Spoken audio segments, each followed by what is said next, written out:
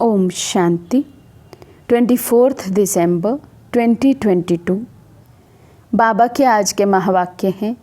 बाबा समझाते, मीठे बच्चे सदा ये स्मृति में रहे कि हमारा ये अंतिम 84वां जन्म है। अब वापस घर जाना है, फिर अपने राज्य में आना है। प्रश्न है, बाप पक्का सौदागर है कैसे? बाबा समझाते, जो अभी साहूकार हैं, जिन्हें पैसे का नशा है, बाबा कहते हैं तुम यहाँ की अपनी राजाई संभालो। उनका बाप स्वीकार नहीं करता है। गरीबों को ही बाबा ऊंचते ऊंच बनाते हैं। गरीबों की पाई पाई सफल कर उन्हें साहूकार बना देते हैं।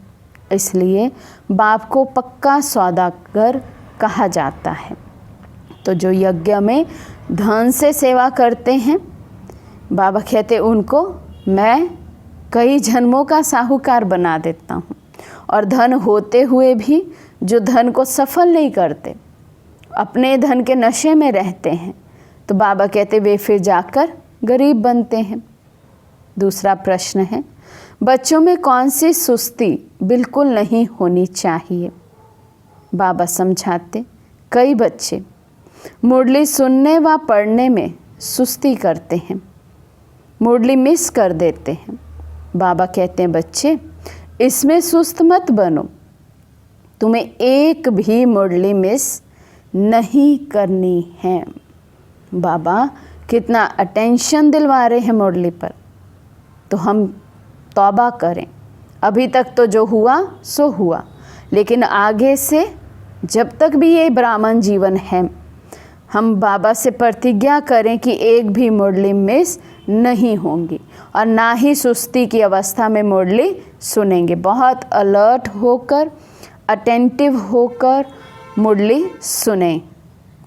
ओम शांति। बच्चों से बेहद का बाप पूछते हैं और जो भी गुरु गोसाई आदि हैं, वे अपने फॉलोअर्स को बच्चे नहीं कहेंगे। आजकल तो अच्छे अच्छे जवान विद्वान भी भाषण करते हैं। वह बुजुर्ग माताएं अथवा पुरुष हैं, उनमें हिम्मत ही नहीं आएगी जो कहे कि हे बच्चों। ये अक्षर वे कह सकते हैं जो गृहस्थ व्यवहार में हो। बच्चा अक्षर फैमिली का है।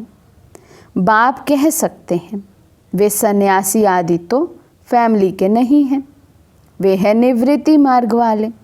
तो गृहस्थ व्यवहार के ख्यालात बुद्धि में नहीं आते।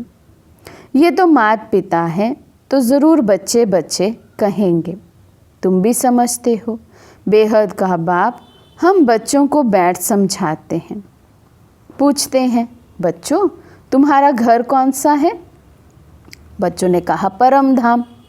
परम धाम से कोई समझेंगे नहीं, कहना चाहिए शांति धाम, निर्वाण धाम। तुमको याद करना है अपने घर को। जानते हो बाबा आया हुआ है, हमको श्रृंगार कर घर ले जाएंगे। बाबा आए हैं ज्ञान रत्नों से हमारा श्रृंगार करने, श्रृंगारेंगे, हमें पावन बनाएंगे और घर ले चलेंगे। फिर हम सुख धाम में आएंगे। अभी तो ये है दुख धाम, इनका तुमको संन्यास करना है। ये बेहद का संन्यास सिवाय परम पिता परमात्मा के और कोई सिखला ना सके। वे तो हद का अर्थात घर बार का संन्यास करते हैं। ये तो माता पिता है ना। माता पिता घर बार कैसे छुड़ाएंगे? उनका तो धर्म ही है निवृत्ति मार्ग का, जैसे और धर्म है। आर्य समाजी, राधा स्वामी। अभी राधा का स्वामी कौन है, ये कोई भी नहीं जानते हैं। वास्तव में राधे कृष्ण तो प्रिंस प्रिंसेस हैं। आपस में दोनों सखा सखी ठहरे। उनको राधा का स्वामी नहीं कहेंगे। जब राधा का स्वामी बनता है, फिर नाम बदलकर लक्ष्मी नारायण नाम पड़ेगा। श्री नारायण स्वामी हैं। हाँ, जब तक शादी नहीं की है तब तक स्वामी नहीं कहेंगे। ये समझने की बातें हैं। बाप ने बच्चों से पूछा, अपना शांति धाम, सुख धाम याद है? ये रावणपुरी दुख धाम है, पूरी रहने की होती है। रावणपुरी में राम सीता है नहीं। यूँ तो तुम सब सीताएं हो और बाप कहते हैं मैं हूँ राम। मुझे तुम सीताओं को रावण की जेल से छुड़ाना है। जो सारी दुनिया समुद्र के बीच में है, उन पर रावण का राज्य है। राम राज्य तो सतयुग में था, जिसमें लक्ष्मी नारायण राज्य करते थे। था भारत पर राज्य, परंतु उस समय और कोई खंड ना होने कारण कहा जाता है ये भी विश्व के मालिक थे। है भारत के मालिक और कोई खंडों का नाम निशान नहीं रहता, तो सारी दुनिया के मालिक ठहरे ना।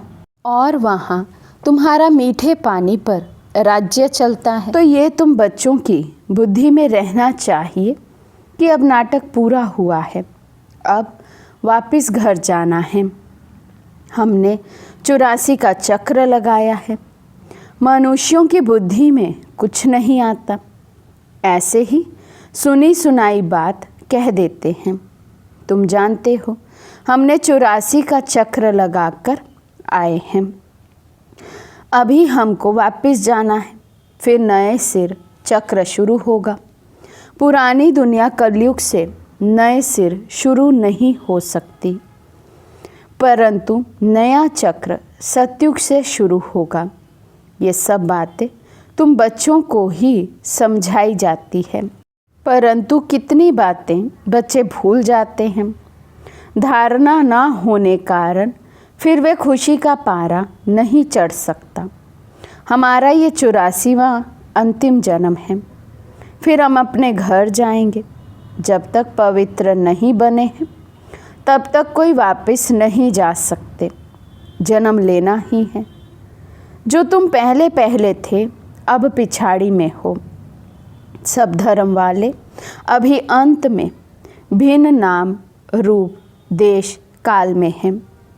गुरु नानक जिसने सिख धर्म स्थापन किया, उसकी आत्मा कहाँ है? यहाँ ही भिन्न नाम रूप में है।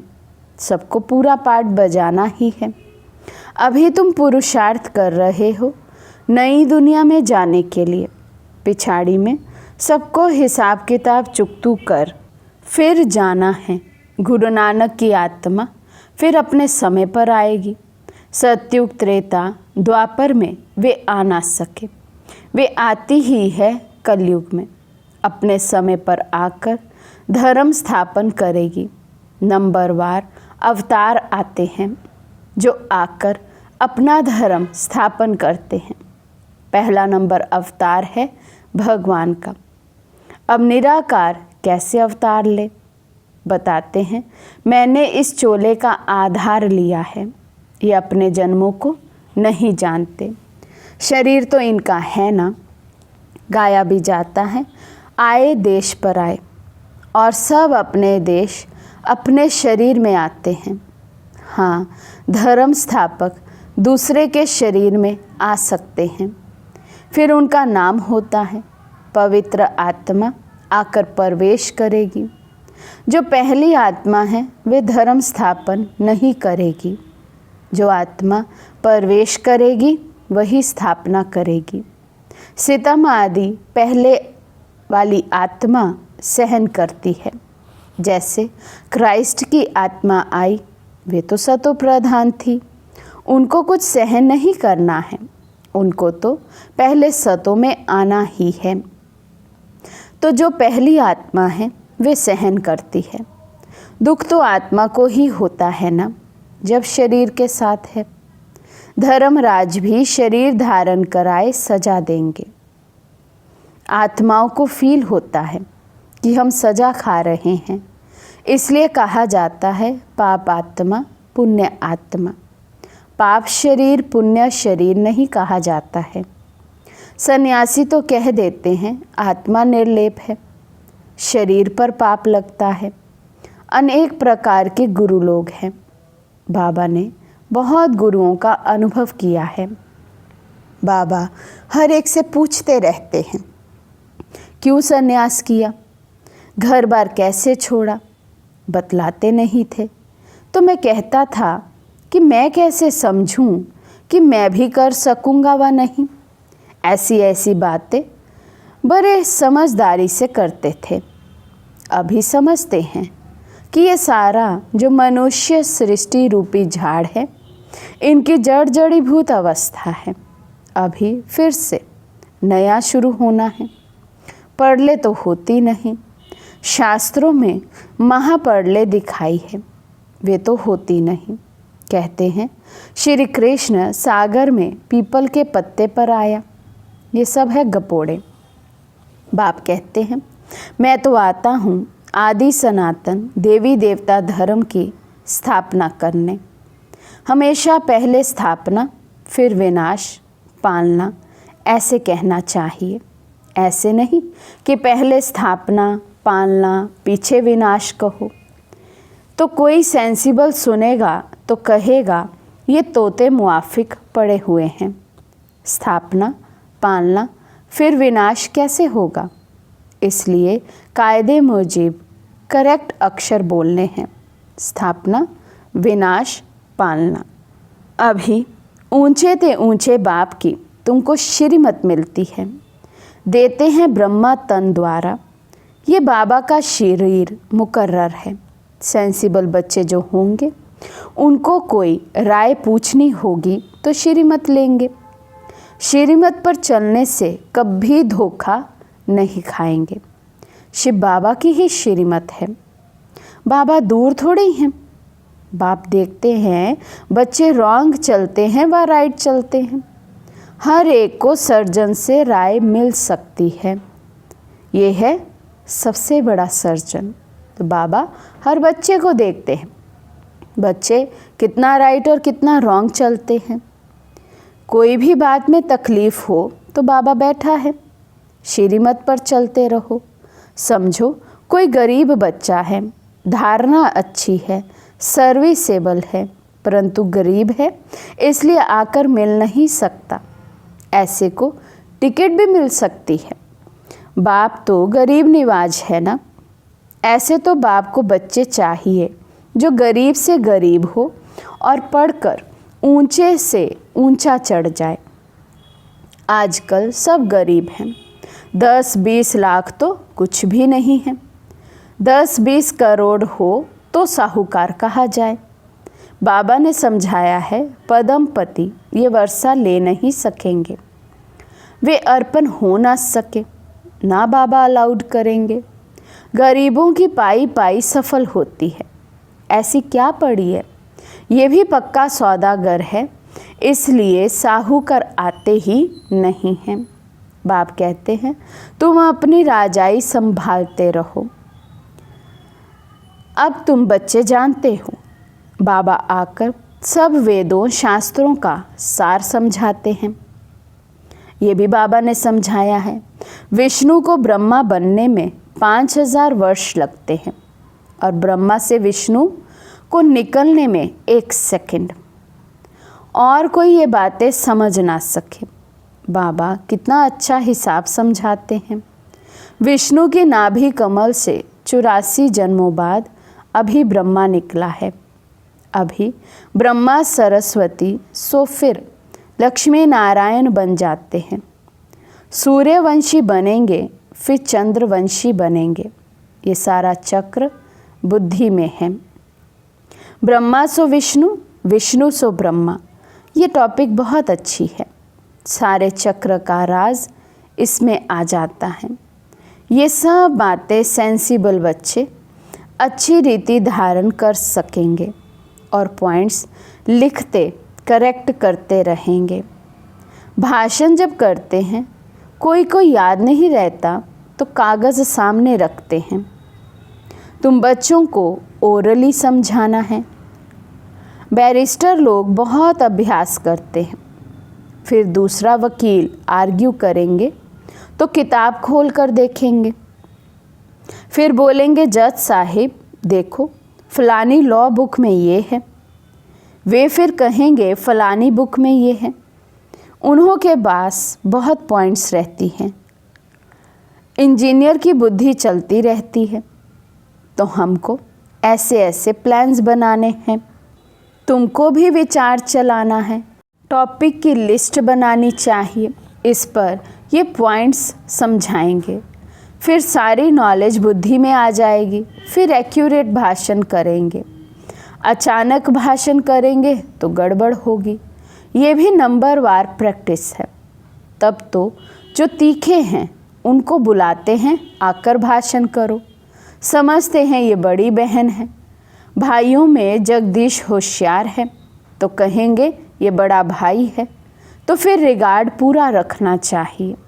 फिर बड़े का काम है छोटों को सिखाना। स्कूल में मैनर्स भी सिखलाते हैं, इसमें भी मैनर्स अच्छे चाहिए। दैवी गुण धारण करने हैं, मूडी नहीं बनना है। कभी मीठा कभी कैसा, वे फिर सर्विस नहीं कर सकते। तो बाबा कहते जो मूडी होंगे, कभी मूड ठीक है कभी मूड ख़राब है, कभी बहुत खुश है कभी उदास है, तो ऐसे बच्चे क्या सर्विस करेंगे। बहुत मीठा बनना चाहिए, बहुत प्यार से किसी को समझाना है, तब अच्छा पद मिल सकता है। सभी को राज़ी करना है। ये तो जानते हो बाबा आकर सभी मनुष्य मात्र को खुश करते हैं। सर्व के सद्गति दाता, सर्व को सुख शांति देने वाला है। प्रेम का सागर सुख का सागर है। तुम्हारा बाप है तो बाप जैसा मीठा बनना पड़े। तुम कल्प कल्प बाप का शो निकालते हो। शिव शक्ति पांडव सेना, तुम स्वर्ग की स्थापना करते हो। टाइम लगता है जब तक आसुरी गुण बदल दैवी गुण बन जाएं। आत्मा पर जो जंक चढ़ी हुई है वे कैसे निकलेगी? योग बल से। जितना बाबा की याद में रहेंगे उतना कट उतरेगी। बच्चों को मुरली एक भी मिस नहीं करनी चाहिए। बहुत बच्चे सुस्त हैं जो कभी मुरली भी नहीं पढ़ते हैं। मुरली में बहुत अच्छी अच्छी पॉइंट्स निकलती हैं, तो कभी भी मुरली मिस नहीं होनी चाहिए। परंतु बाबा जानते हैं अच्छे अच्छे बीके भी मुरली की परवाह नहीं करते। समझते हैं हम होशियार हैं। अच्छा, मीठे मीठे सिकी लदे बच्चों प्रति माता पिता बाप दादा का याद प्यार और गुड मॉर्निंग। रूहानी बाप की रूहानी बच्चों को नमस्ते। हम रूहानी बच्चों की रूहानी बाप दादा को दिल व जान सिकवा प्रेम से नमस्ते नमस्ते नमस्ते जी। धारणा के लिए मुख्य सार। फर्स्ट पॉइंट, सभी को राज़ी करना है। मूडी दिमाग वाला नहीं बनना है, बहुत बहुत मीठा बनना है। अच्छे मैनर्स सीखने और सिखलाने हैं। सेकंड पॉइंट, हर कदम पर सुप्रीम सर्जन से राय लेनी है। श्रीमत पर चलते रहना है। सेंसिबल बन हर पॉइंट्स स्वयं में धारण करनी है। आज का वरदान है त्रिकालदर्शी स्थिति में रह ड्रामा के हर समय के पाठ को देखने वाले मास्टर नॉलेजफुल भव। त्रिकालदर्शी स्थिति में रह ड्रामा के हर समय के पाठ को देखने वाले मास्टर नॉलेजफुल भव। त्रिकालदर्शी स्थिति में स्थित रहकर देखो कि हम क्या थे, क्या हैं और क्या होंगे। इस ड्रामा में हमारा विशेष पाठ नूंधा हुआ है।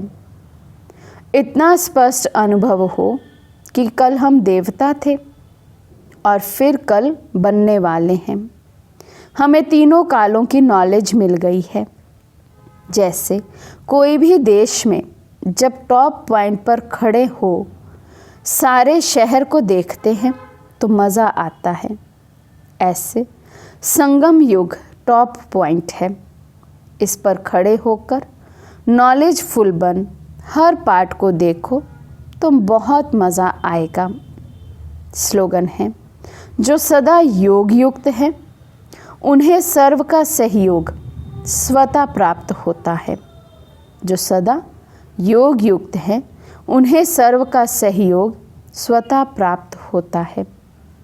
अच्छा, ओम शांति।